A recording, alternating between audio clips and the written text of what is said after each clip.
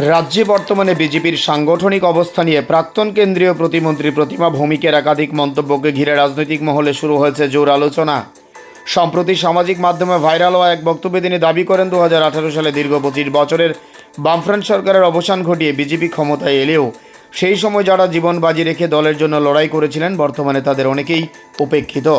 তার অভিযোগ, সিপিআইএম এবং কংগ্রেস থেকে আসা বহু সুযোগ সন্ধানী ব্যক্তি এখন দলে গুরুত্বপূর্ণ অবস্থানে রয়েছেন এবং আদর্শের পরিবর্তে ব্যক্তিগত স্বার্থকে প্রাধান্য দিচ্ছেন। প্রতিমা ভৌমিক আরও অভিযোগ করেন, সরকার গঠনের আগে দুর্নীতিমুক্ত প্রশাসনের প্রতিশ্রুতি দেওয়া হলেও বর্তমানে বিভিন্ন দপ্তরে ঠিকাদারি কাজকে ঘিরে সিন্ডিকেট বা প্রভাবশালী গোষ্ঠীর দৌরাত্ম্য বেড়েছে।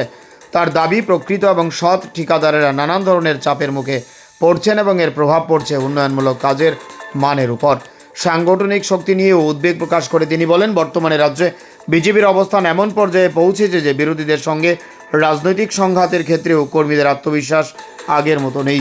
একই সঙ্গে তিনি এক ব্যক্তি এক পদ নীতির প্রসঙ্গ তুলে দাবি করেন, অতীতে এই নীতি অনুসরণ করা হলেও এখন একজনের হাতে একাধিক সাংগঠনিক দায়িত্ব থাকায় মতো পার্থক্য এবং সমস্যার সৃষ্টি হচ্ছে।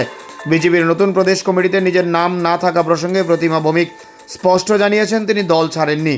তার কথায় তিনি এবং বিপ্লব কুমার দেবকে ভবিষ্যতে কি সাংগঠনিক দায়িত্ব দেওয়া হবে সেই সিদ্ধান্ত নেবে দলের কেন্দ্রীয় নেতৃত্ব। প্রাক্তন কেন্দ্রীয় প্রতিমন্ত্রীর এই মন্তব্য ঘিরে ইতিমধ্যেই রাজ্যের রাজনৈতিক অঙ্গনে শুরু হয়েছে ব্যাপক চর্চা।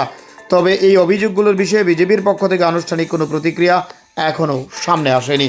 Bureau report, Tripura news Bangla.